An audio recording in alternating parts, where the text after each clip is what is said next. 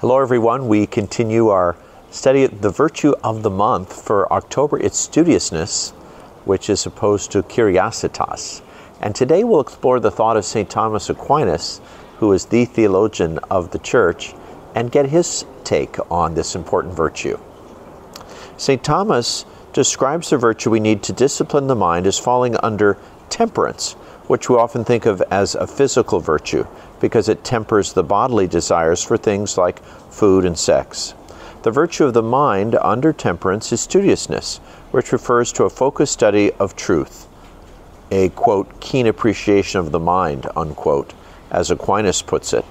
As temperance disciplines the hungers of the body, studiousness disciplines the hunger of the mind, because the mind does hunger to know, and owing to our fallen nature, needs direction and discipline.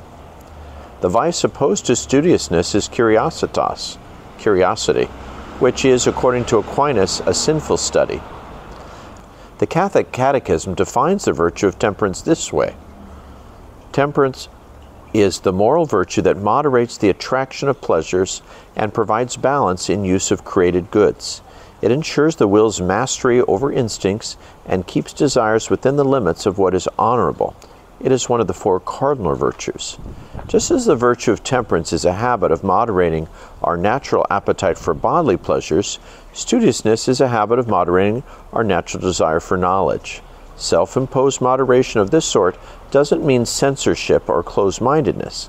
It means that studiousness, like every moral virtue, inclines us to what is reasonable, while reason itself directs us to what is good. In other words, studiousness makes us happy by making us actually good. Here's some questions to help your children learn the value of studiousness. Number 1, ask your mom and dad or grandma, grandpa why it's important to go to school and learn. How does it help us to live God's plan for us? Can it help us get to heaven? 2, list every subject you learn in school. See if you can explain to someone how each subject brings you closer to God.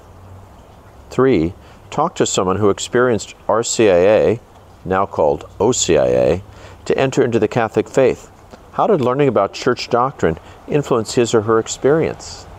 Thank you and God bless you.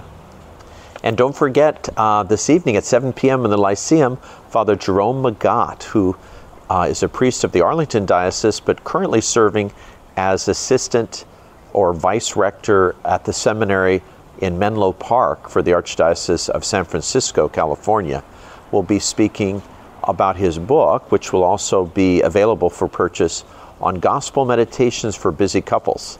And I know that includes probably everyone in this parish. So if you can take time out of your busy schedule, this can help just to elevate and lift up all of that busyness so that we can really bring it to God.